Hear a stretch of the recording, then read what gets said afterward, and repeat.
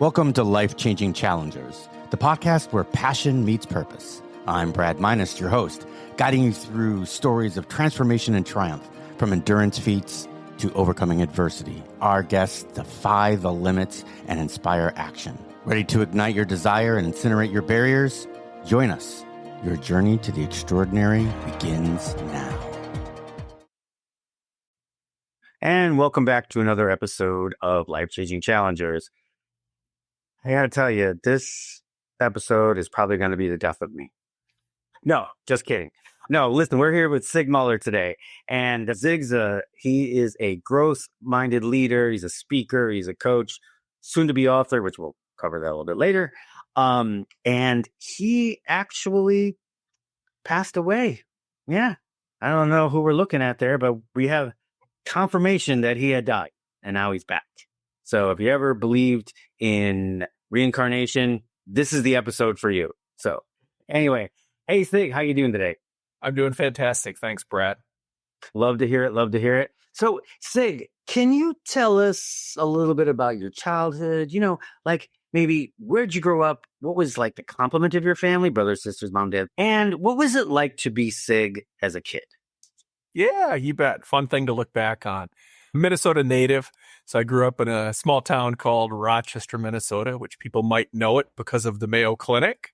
Right. My father was a physician there. My mom was a stay-at-home mom. And at the time, it was a small town of 25, 30,000 people. Now it's over 100,000. But everybody knew everybody, you know, and different era. And I was the oldest of 4 children. And my father always stressed, get a good education, work hard at what you do. Athletics are important to help you build values and learn how to be a good teammate. I swam growing up. I think I was in the pool probably from as soon as I could hold my own head up. I started competitively swimming when I was 7 years old. By the time I was probably 11 or so, I'd really decided that was my sport. It was a small town. I would bike at 5:30 in the morning on my 10 speed at 11 to practice about 3 miles and swim from 6 o'clock to 8 o'clock. Then I would get on my bike and bike to the next pool across town, which was about 6 miles away, and work out from 10 to 12 and eat a little bit in between. Then I had a 9-10 mile bike ride back home after that. So that was growing up. I did well in school. It was a small community. Everybody knew everybody. And for me, swimming and athletics were a pretty strong start. I wound up being an All-American in high school and state champion in swimming, and went on to swim Division I at Northwestern University. So, oh, Northwestern. Very cool. I'm from Chicago, so nice. Evanston, Illinois is, you know, very well known out there. So, well, you said swimming and athletics. Did you do something else as well? Oh, I tried a few other things. In high school, I did cross country for 1 year, my freshman year. The only reason I did that, Brad, you'll appreciate this, I think. It was all about being the best swimmer I could be. And I did cross country for 1 season because I felt like it was the only thing that could help build my endurance and physically hurt me as much as swimming to make me a better athlete. So I did 1 season, and I'm not really made for land super well. You know, it's a little different on your joints than swimming. Swimming's hard on your joints, but it's different. It's not the pounding on the ground. Right. So I did 1 year of that. I played a couple years of soccer when I was younger, but really back then, people tended to work on a lot of sports. I focused, and swimming was my thing. Nice. Yeah. I had swimming lessons when I was 6 and 7, and I wish that I had kept it up, because then I didn't really start competitively swimming until I was an adult. And that's a lot harder, because I imagine even when you probably taken some breaks and you could still jump in the pool and do 1,000 meters and it really doesn't hurt you. You get that momentum again.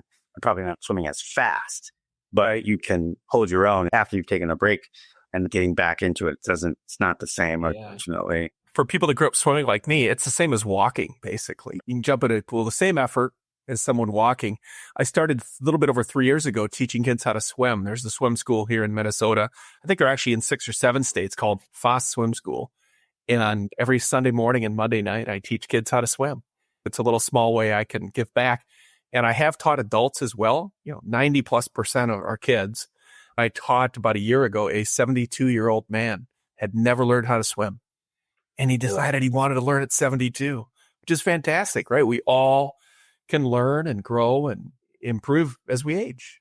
And it's amazing because, I've had first-time marathoners that are like 54, 55 years old and have kept it up into, all the way to, I've got people on my roster that are 65, 66, still going.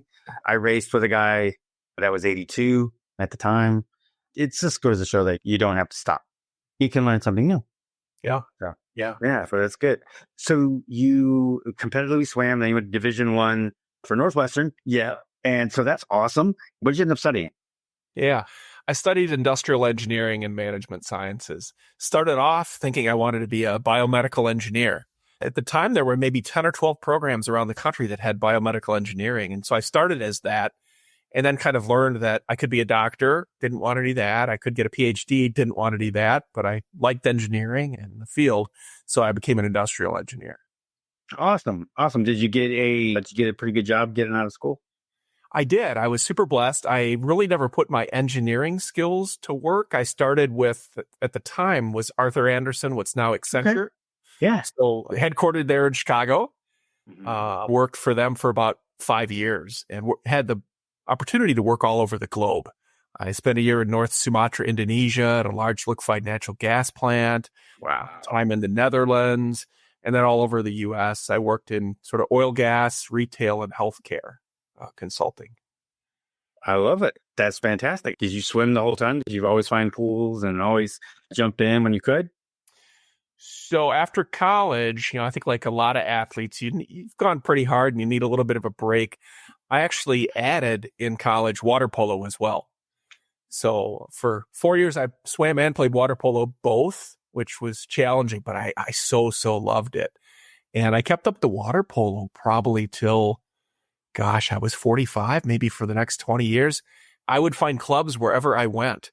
So while I was on a remote island in Indonesia, every time I got back to Jakarta, which might have been once or twice a month, I would play with the Indonesian national team. And I've done that in Dallas and Philly. And, it's a great community. You could just show up and drop in. They usually welcome you. Oh, that is awesome. I had actually, and unfortunately, I don't remember what episode it was, but I did interview a Division I water polo athlete and then who also kept it up. So yeah, he mentioned the same thing about once you get started, the community is always, it always accepts you from there. Oh, but that's great. So you were working with you said, what was it? Water plant? Is that what you said in liquefied natural gas? Oil and gas. Yeah. Oh man, that had to be like super interesting.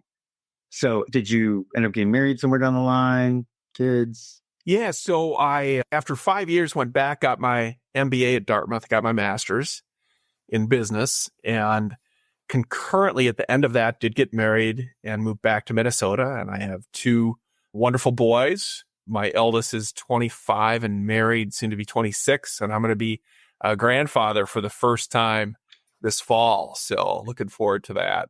Well, congratulations. That is absolutely fantastic. All right. So let's talk about what we're here to talk about. So tell us some of what was going on in the previous to the SCA that you ended up experiencing. Let's call it that. Yeah. So SCA, sudden cardiac arrest for your listeners. And it's an interesting story. For me, I'm a pretty faithful person. And I think a lot of times life just flows through and things happen and you don't realize in the moment how important they were. And in my case, surviving and living. So I'll tell you a few stories that lead up to it. We talked about my swimming. The doctors told me later I was flatlined for over 8 minutes. Whoa. And the odds of not just living, but living and being mentally okay are less than 1%. The doctors told me the fact that I'd swum and been this elite athlete had improved my lung function and circulatory system that kind of lasts with you through life. So that was probably part of what had carried me forward. I went to work after my MBA back in Minnesota with a company called General Mills in 1995. And 30 years later, when I had my cardiac arrest, August 23rd, 2024, 45 weeks ago. Jeez. Yeah, pretty recent. I'm super blessed. Those were the people and friends that I met that became lifelong friends that were there the day I died and gave me CPR. Now, it gets even more interesting, Brad, the twists on this. I left there in 1998 to go to a company called Survival Link. Survival Link was one of the companies that pioneered automated external defibrillators, AEDs. Things restart your heart when it stops. Prior to companies like Survival Link, defibrillators were only in hospitals and really advanced ambulances. And over the last 25 plus years, they're now on athletic fields, offices, people's homes, everywhere, because that's the key to surviving is how fast can your heart be restarted. So I worked in business development and marketing for them and helped put the first AEDs. I didn't know I was writing a prescription for myself for 30 years later and laying that kind of foundation. We put it on the first airline, the first police force, the first fire department. I did that work in the late 90s. And I'll fast forward again, 2 weeks before my sudden cardiac arrest, someone put together a 25-year reunion of this company, Survival Link.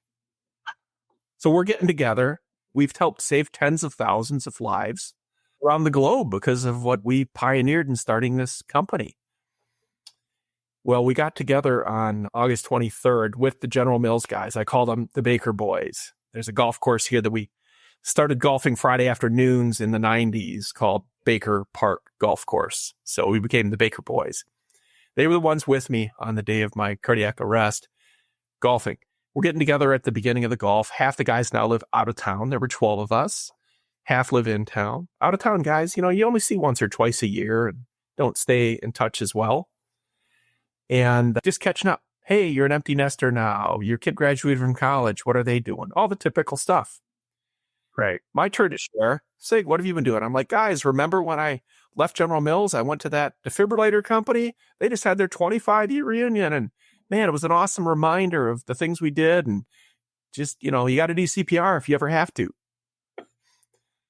Right? Right. They did have a defibrillator there, but waited till later that night. The same group of people were at a barbecue in the backyard of a friend's house. Much, much closer to the ambulance and hospital that I would need. Right. That's where I went down. And my friend whose place it was, Paul, he and his wife gave me CPR. And if you don't give me CPR, I'm probably not here. Well, that's so critical for your listeners. And I learned later there's a thing called agonal breathing. And so when I went down, and anyone who has a cardiac arrest, your body has a reflex, the brainstem, where it's fighting to keep living. And you have this breathing that makes it seem like you're gasping for air. But you're not. It's your brainstem trying to restart and take breaths which aren't effective and aren't delivering oxygen to the body. So to the bystander, to my friends who are on 911, they're looking at me going, well, maybe he's breathing. Maybe he's okay. Maybe he's not. And they made the call along with the 911 operators that, no, this was a cardiac arrest. Let's get after it and give him CPR. So I'll always remember how many weeks it's been since then. And like I shared, it's 45 weeks today. So I got to ask you, and I know just through research and stuff that you ended up with some amnesia. Do you happen to remember that day at all? Or do you remember the barbecue and then that's it? Or is there like a hard stop? Or do you remember what you were feeling like just prior to it? Yeah, good question. I did have anterograde amnesia, and we'll get into that. But that day, remembered golfing, remembered going to the barbecue. I helped clean the pool. I'm the swimmer. I'm the pool guy. They asked me to clean the pool before all the guests got over. So I did that. And we were sitting out having a discussion at the backyard bar out by the pool. Remember that. And then this is fascinating. It kind of blows me away. Someone took a picture of us sitting around the bar. I've been told it's 2 or 3 minutes before my cardiac arrest. I don't remember that picture being taken. Okay. But I look good. I mean, I look totally fine. And then during that 2 to 3 minutes, a friend of mine actually just wrote a blog I have up on my website. He said, all of a sudden your eyes started to get really big and bug out and you stopped talking. And I asked you if you were okay. You didn't respond. So someone else walked over to the chair and I literally went down and they laid me on the ground. Wow. Okay. So this is all secondhand that you're getting this information from, which is, I mean, obviously these are your friends. So this is probably the closest that you're going to get, but you actually don't remember. What is the next thing that you remember? What's the very next thing? So you're at the bar and then what's that next picture? Yeah. So I got what's called anterograde amnesia. And what that means is you can't form new memories. So I was conscious. That was Friday night, 5, 6 o'clock. Saturday morning, I was conscious, alert, awake, talking to people in the hospital. They told me what had happened to me. I wouldn't remember it. I couldn't hold a memory for 5 seconds. So I'd ask you, Brad, why am I here? He'd tell me. And a minute later, I'd say, Brad, why am I here? And that was 2.5 days, roughly, where I don't remember, but conscious, having conversations. And remember, I told you less than 1% chance I'm physically, mentally okay. The people around me, again, this is all learned later, right? Are like, is this the new normal for Sig? But the first thing I remember, it's really 2 things. One is a good friend of mine, Mike, came into the room. And he's one of a group of friends I call the cabin guys. I grew up with all these guys, and once a year we go up to a cabin in northern Minnesota. And he sat down and said, can I say a prayer with you? And we said a prayer together, and that's one of my first memories. The other memory is I remember waking up, and they have, how they have the whiteboard down by your feet on the wall, and it says, right, this is Sig, he weighs this much, this is why he's here, et cetera, et cetera. And written in big giant letters on the whiteboard was clopidogrel allergy. Clopidogrel is Plavix. And I, with my anterograde amnesia, had been saying 2 things repeatedly to everyone who came into the room. I don't know what's wrong with me, but somehow I realized that was important. And I had taken at Mayo Clinic, I worked there in the mid 2015 or so. And Mayo had helped start a pharmacogenomic company called OneOme, which you learn how do your genes interact with drugs. Some people process normally, some don't process normally, too fast, too slow. I had learned 10 years before that I didn't process clopidogrel the right way. And furthermore, if you were given it after a cardiac arrest or heart attack, which it's a first-line drug, was back then at least, you'd be 3 to 4 times more likely to have another cardiac event. So I'd taken this test 10 years before. I'm out of my mind. Don't know what I'm saying. Don't know what's wrong with me. Not remembering that I even said this. I said it to the janitor. I said it to my sister. I said it to the nurse, the doctor, repeatedly. If you were in the room, you heard that. And my sister was trying to shut me up, but make me stop saying it. She apparently wrote in the big giant letters on the whiteboard, which I guess didn't stop me. He still kept saying it because I couldn't remember it was on the board, I guess. Oh my God. It's funny that you say that. I had an accident April 4th, 1994. I was in Chicago. I was in Streamland, Illinois. I was doing a show. And my buddy and I decided that, hey, after rehearsal, we're going to go and play some video games. And I looked down somewhere and I ended up getting into an accident with him. I rear-ended him. And I'm a new driver. I'm only like 24, I think, at the time. And so I'm not a new driver, but get into this accident. And I am basically in the same situation, except that I didn't die. I woke up in the hospital. And my wife and my parents could sit there and say, my dad wasn't even in the room. I later found out why. It was because I kept asking the same questions. And so what day is it? April 4th. April 4th? What happened to April 2nd? And I kept so over and over and over again. And then I kept asking my best friend who was there, he was in a van, so he was fine. And I kept asking him the same thing. And I'm like, I looked at him and I'm like, am I going to dance again? So I get what you're saying about that. It was like no short-term memory. Yeah, exactly what it is. So did you To this day, you still don't remember the actual event until you woke up with the prayer. Yeah, I have 2.5 days of my life that's been erased forever. It's been filled in by friends and family and doctor people that were in the room. So there's a lot of good stories and super relevant to where I am today and why. But they helped fill in the blanks on the recording that I just didn't have. So did you get a diagnosis as to why you had the SCA? Yeah, so interesting for people listening, and probably a lot of people know this, but a heart attack is a plumbing issue. A cardiac arrest is an electrical issue. So a lot of athletes, Damar Hamlin, most recently, right? The football player got hit in the chest. He had a cardiac arrest. It's an interruption in the electrical system, misfire, heart stops. A heart attack, you can suffer and be conscious, and, it's a plumbing issue, and you can die with that too, clearly. And it can lead to cardiac arrest, but my plumbing is great. So that's good.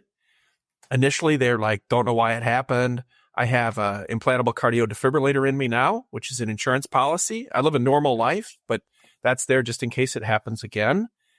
And they don't really know why. As the months went on and we're trying to figure it out, and I keep asking questions, likely inflammation is what led to it.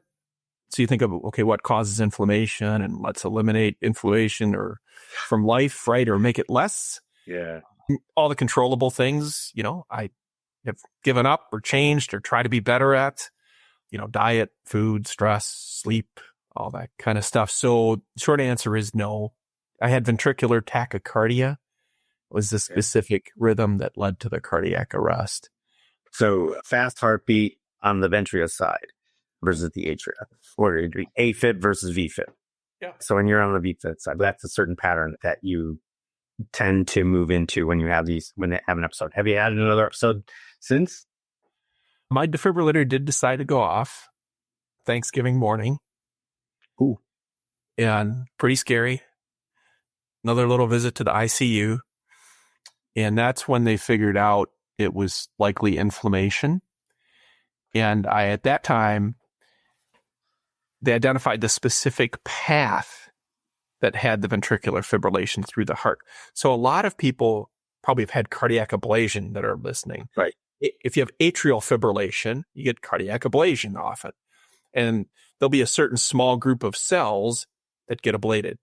It's a little specific, could be a dime size, but it's a very localized area. With ventricular tachycardia, it's a path through the whole heart. So they ablated and were able to find the path that was the offending path through my heart.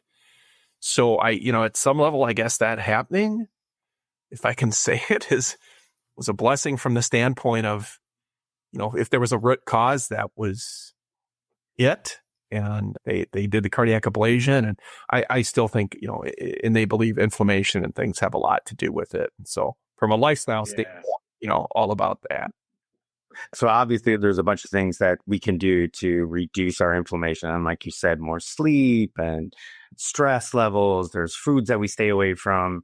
And, for all the research and stuff, and obviously as a coach and everything, I try to stay up on a lot of this stuff. And as an older coach on my private roster, my median age is like 54. But of course, then I've got a high school track team and a high school cross country team, which you still give them some nutrition advice. They're not going to take it, though. But yeah, so I'm kind of up on that. It's obviously very, very personal. Some people get inflammation with starches, pastas, and stuff like that. Some people get inflammation with oils. So it's really, there are some certain foods and some certain things that everybody should stay away from. But that's the normal everyday follow, make sure that you're eating plenty of vegetables and fiber and different things like that. But some people will have a inflammation response to pasta. Other people won't. Some people will be cream, dairy products. Some people won't. It's a very personal thing. And I would suggest that, that if you do find yourself in your blood tests and everything else, and you do find that there is some inflammation in there, that you do some food testing. And metal testing is actually our environment. Walking outside. Can you imagine the inflammation level of the people in Los Angeles with all that smog? Yeah. I bet you it's pretty high. Yeah. Encourage everybody to cut sugar, right? Carbs. Yes. And not to say everything's bad. To your point, it is personalized. It absolutely is. Figure it out and live a life with less inflammation. Right. It could be less stress for some people. But exactly. And then just give one little thing is that always find a replacement. Don't worry about if pasta is causing you inflammation, go to a vegetable pasta. Start using, what is that? Like it's squash, spaghetti squash. Use spaghetti squash instead of noodles. Find the replacement that works for you. So you don't have to give it up. Giving up is just a hard thing. Just find the replacement that'll work for you. But let's leave that out of it. So and here's the big question, how did this change you? What changed in your life since you were dead for 8 minutes? Pretty profound. I had a second thing that I kept saying in those first 2.5 days in the ICU that I didn't remember either. And I kept saying it after, even what I could remember after the first 2.5 days. And that was, I told everyone who came in the room, you are the world's best. Didn't matter if you were the janitor, the nurse, a friend, a doctor. I told you thousands of times. So Brad, if you were my phlebotomist, I think that first day you were coming in the room every hour and drawing my blood. I'd say, hi, what's your name? Brad. I'm here to draw your blood. Fantastic. You're the world's best. Brad, did anyone ever tell you before you're the world's best phlebotomist? You draw my blood, and 10 more times before you left the room, I'd tell you you are the world's best. And, genuine and from the heart. So that went on. And, in the coming weeks, after I got out of the hospital in months, you ask yourself, why am I still here? Why am I alive? What's my mission? And for me, I also asked, why the heck did I say these crazy phrases? Why did I tell everyone you're the world's best? I knew why I told everyone don't give me clopidogrel. I was able to nail that one. Why did I say this? And I think it was 2 reasons I said it. I think number one, it was my fancy way of saying, thank you, you're great. I couldn't do anything. First time in my life, I couldn't do anything for myself. I couldn't get out of bed. I couldn't go to the bathroom. I couldn't feed myself. I'd been a, all-American swimmer. I'd been a leader of teams in work. And I really wanted to share with people that I appreciate you. You're great. I chose the words, you are the world's best. I think the second thing, and Brad, you as an athlete and trainer and coach, you'll appreciate this, is I think the mindset is so, so important. I knew I was messed up and something was wrong. I didn't know what it was, but I knew, Brad, I needed the world's best doctor who was going to put in my implantable cardio defibrillator, the world's best nurse, the world's best friends. And by telling people that repeatedly, you start to shift the mindset and people think, I am good. I will do my best. So I needed people helping me to the world's best version of themselves, but I also needed me to be the world's best version of myself if I was going to be okay. So I as I reflected, I thought that's why I was saying this crazy thing, you are the world's best. My life prior, I was a business builder, a lot of different industries. So I built businesses in healthcare and retail and financial services, big giant companies like General Mills, United Health Group, Mayo Clinic, but then 6 startups as well, like Survival Link that we talked about. Yeah. So that was kind of my DNA, and I was sort of semi-retired prior to my cardiac arrest, doing a little bit of consulting with startups, people I liked, businesses that I wanted to help. And as I'm reflecting on, okay, how long do I have left? I don't know if this is going to happen tomorrow. It's almost like a bullet's chasing you, right? And it's going to catch up. My father's 95. So I'm 59 now. So I don't know if I have a day, a week, maybe I'll be blessed to be 95 like him. But another interesting moment that helped complete the picture for me, a month before my cardiac arrest, I was fly fishing in Montana with my son, who's also named Sig. I call him Sigarino. And he brought his pastor fly fishing with us. And we're on a world-class river in Montana. I'm a total rookie. They're both, pro-level fly fishermen. So they were my Sherpas that day and helped me out. I caught a thing called the Montana trifecta. I don't know if he made it up just to make me feel good or not. Well, it was a brown trout, a rainbow trout, and a cutthroat trout. It's the Montana trifecta. And I caught one of each while we were fly fishing.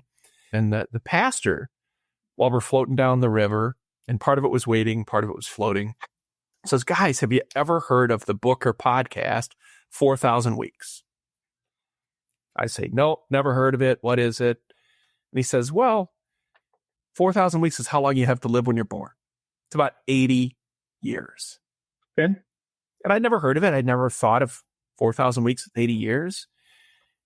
Didn't think much of it that day. I was fly fishing with my son in a beautiful location, learning a new skill. Yeah. And I kind of went in one ear, out the other ear. Didn't think anything of it. It was a 2-minute conversation.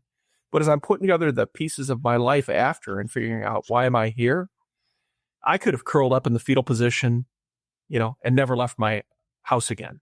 I chose to anchor myself in the concept of weeks. So when I shared earlier, it's been 45 weeks. I said to myself, I'm going to act and live as though I have 1,000 weeks to live. 1,000 weeks is about 20 years. I'd be 79. It's not 95, but I can do a lot for the world and have a great life for 20 years if I believe and act as though it's going to be 1,000 weeks. See, think about 1,000 weeks, 20 years. Every year is 5% of what you have left. Every summer, 5%. Every Christmas, 5%. Whatever it is, every season for your team, 5%. It puts a different perspective on things. And so I have a thing now, and it's one of the things I talk about in my book, is the 5% rule. And it's how are you spending that time? How are you spending your 5%? 5% of 24 hours is 72 minutes. If you sleep for 10, 5% of 14 hours is 42 minutes.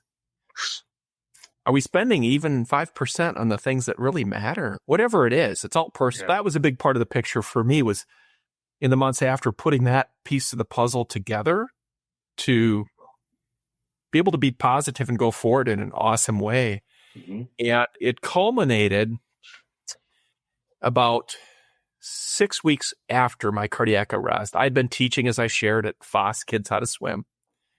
And at the pool I met, there's about 45, 50 instructors at that pool. We have quarterly team meetings. So I went back to the quarterly team meeting after about 6 weeks for the quarter. And, people don't know if I'm okay, not okay, and went to the team meeting, and I said to the gal, Jenna, who runs the pool, and this is at 9:30 at night, because after the pool's closed, everyone's done working. That's our team meeting. The smell of chlorine and pizza. And I asked her, could I share my story with the team? And she said, sure, please do. So she forgot initially. And so at 10:30, she says, oh, Sig asked to share his story. That'll be the last thing we do tonight. Man. Of the 45 instructors, probably 5 or 6, I'd say, from an age group or our peers of mine. There's probably 5 or 6 that are, say, in their 30s, moms, teachers, that kind of stuff. But the bulk of the workforce are people 18 to 25, maybe first job kind of thing. Yeah. And so I tell my story, much like your listeners have heard today. And I ended it and said, I don't know why I'm here. I'm still trying to figure out my mission. Why am I still alive? By that time, probably a quarter of the people listening, and I only knew probably about 10 to 12 of the people, probably about a quarter of the people, tears in their eyes, crying by the time I finished. And I'm just telling my story, and it was the first time I told it publicly. I had no idea the kind of impact it might have. I certainly wasn't expecting that. And then I ended, and probably 5 or 6 people came up to me afterwards and said, wow, thank you for sharing your story.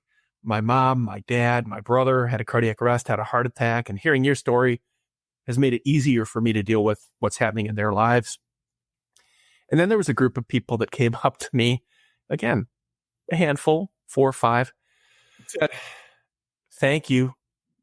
I'm changing my life starting today as a result of your message. Oh my God, that's powerful. That really hits you. And all of these reactions were completely unexpected. And finally, a gal came up. Her name was Jody. And Jody would be, close to my age. She'd been working there for 6 years. And Jody said, Sig, I know why you're still here. And I said, well, all right, tell me. I still tried to figure it out. And Jody says, you're here to share your story with people and make a difference in their lives and help them be the world's best version of themselves. And I'm like, wow. I'm driving home that night, and I've told a lot of stories here today about things that happen in life, and you don't really realize in the moment the importance they have and how they're carried through your life. That was one that hit me pretty quick when she said that. I thought, that makes sense. I can do that.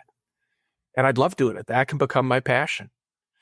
So that was really the genesis, call it early November, of me redefining myself, what I was going to do and how I was going to spend the next 1,000 weeks. That is absolutely crazy. And now, when she said you're here to make sure that you tell your story and make sure that everybody's the world's best, was that something that you kept saying to people? And before you had mentioned that you were saying that automatically. I did. Why you use that? Okay. I'd like to think I've always been a grateful person and practiced gratitude, but that experience took me to a whole nother level of just appreciating life and people and the small things.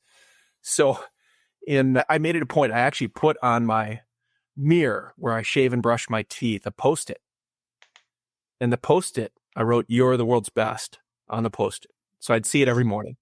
And I took that, obviously it's a reflection and motivating yourself, but I took it to mean go out today and make sure you tell others they're the world's best.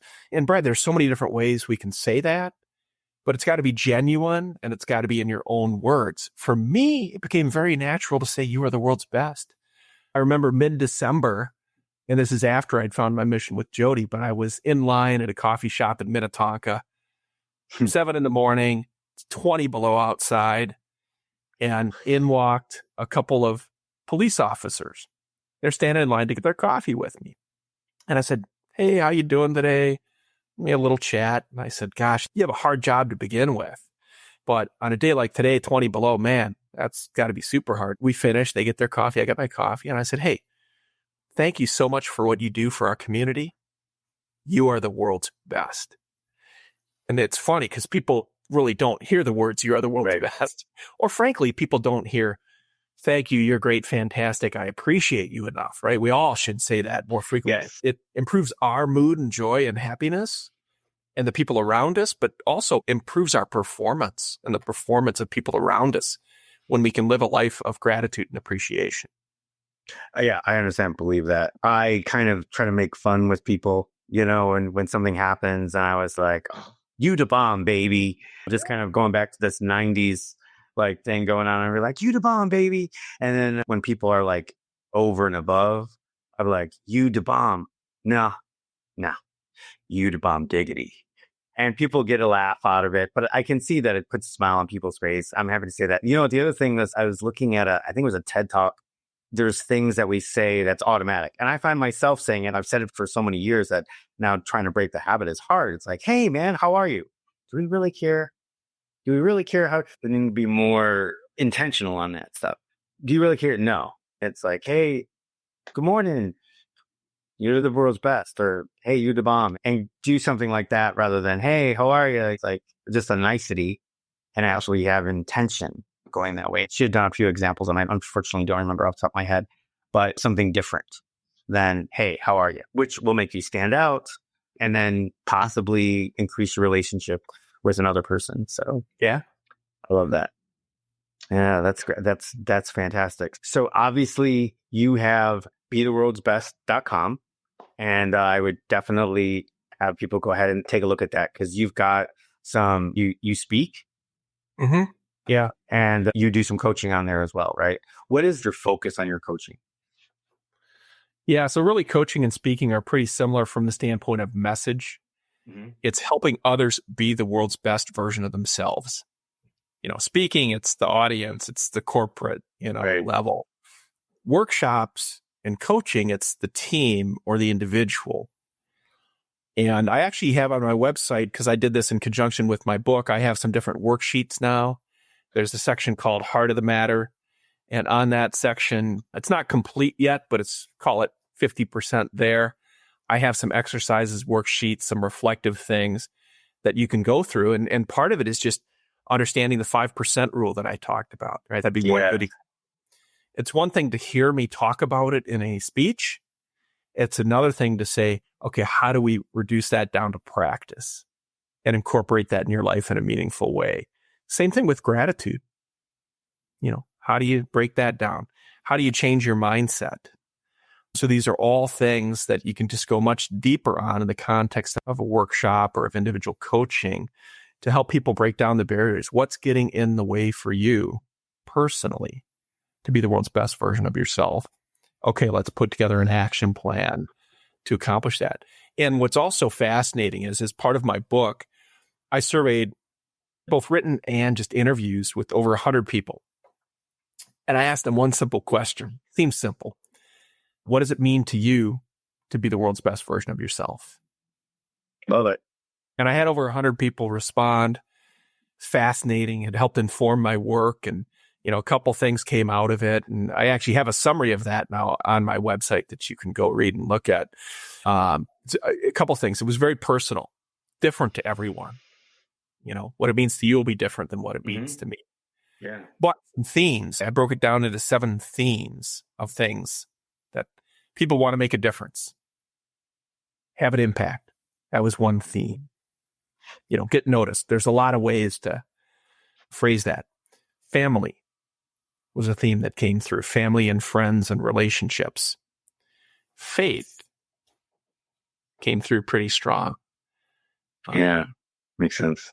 So there, all of that folds into then, my coaching and methodology and process to get to the heart of the matter and help people be the world's best version of themselves. Awesome. Yeah. And that's so important. And I think a lot of us flounder, right? A lot of us flounder with what our purpose is. You start something and it's like, hey, this is great. Then you dig in and like, maybe that's not my purpose. So finding what it is that not only can you be the world's best at, but usually that will end up being the purpose that you have in life. You're right on. I have been in the information technology project program, portfolio management in corporate for 25 years. And that's how I make my money. But I know that's not my passion. My passion is coaching. I coach track and field for high school. I coach cross country for high school. I have 15 people on a roster that want to do these big things. And just to put it out there, I think sometimes you can find your purpose by doing something completely external to you, things that you never thought that you'd do before, something that is so outrageous, somebody that's basically been on the couch and wakes up one day and go, you know what? I'm going to climb Mount Everest. Yeah. And it's not that the following year they're heading out to Nepal. It's a 3, 4, 5 year process of them getting in shape, starting with rock climbing, then moving to small, maybe Mount St. Helens, or there's the Mount Rainier, then finally Kilimanjaro, then, and then you finally to that point.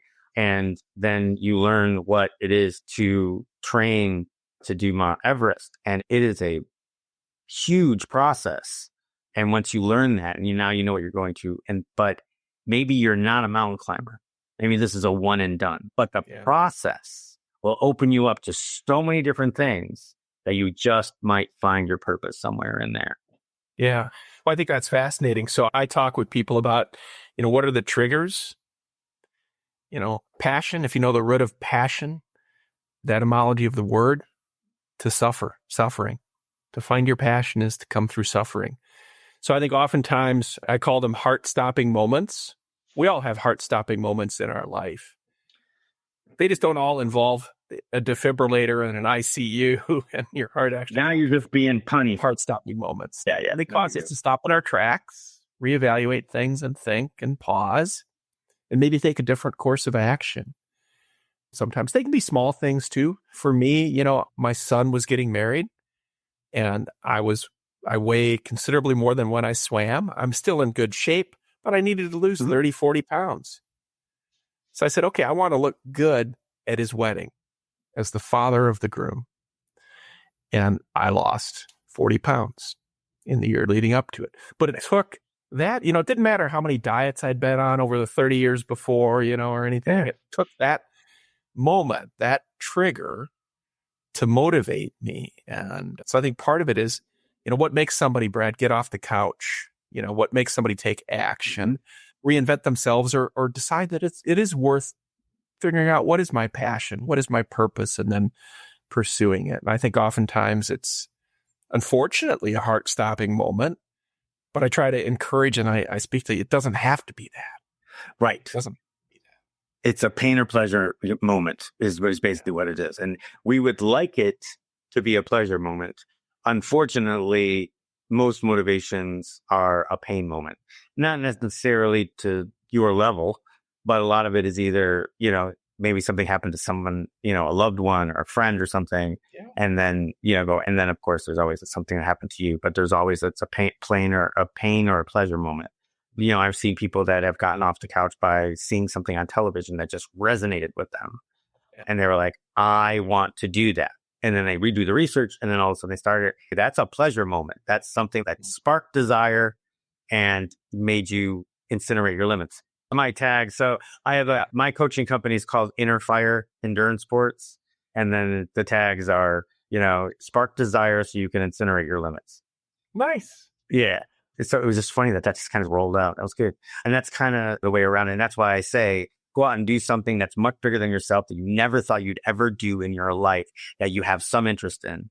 All the research that you do, the things that you come across, it might not even be in that realm. Like I had mentioned, you decide that you want to climb Mount Everest. It's not necessarily it's going to be mountain climbing or this or that, but you might be just following along something as you're researching and doing your training, listening to podcasts, whatever, that's something else sparks. Yeah. And when you have that sense of accomplishment of this big goal, now it's like, hey, so in this case, I just climbed Mount Everest. What can't I do? Yeah. What can't I do? There's nothing I can't do. And when you fall off that and then you find your purpose on top of that, you're going to get there a lot faster. That mindset, as you mentioned before, it's a completely changed mindset. That happened to me after my first jump out of a plane. I was like, I jumped out of a plane, a perfectly good airplane at 30,000 feet and lived to tell about it. What can't I do? Nice. And then it was after my first Ironman. Hey, I did an Ironman, and now what can't I do? There is nothing that if I don't set my mind to it that I can't do. And that's why I have this message of do something bigger, even if it's not something that is, that you're, going to make a life choice of. It's a year, 2, 3 year journey that you get to. And once you accomplish it, you're going to find something on the way that's going to spark you or reiterate your passion that you might already be living. Yeah. Yeah. Or have lost along the way and need to come back to. It's funny. You triggered a story with your skydiving. So I've never gone skydiving. I never will. That would be just mentally, I think, beyond my capacity. But never say never. I have gone scuba diving over 1,000 times all over the world. Yeah. So when I was in the ICU and the doctor tells me I'm going to get my implantable cardio defibrillator, the Medtronic rep came into the room and he's talking to me about it. Remember, I'd worked a little bit in defibrillation, having a technical conversation with him. What's the delivered energy? And I said, but I really only have one question that matters. Am I going to be able to scuba dive after you put this in? And he looked at me and he said, I don't know. Let me check.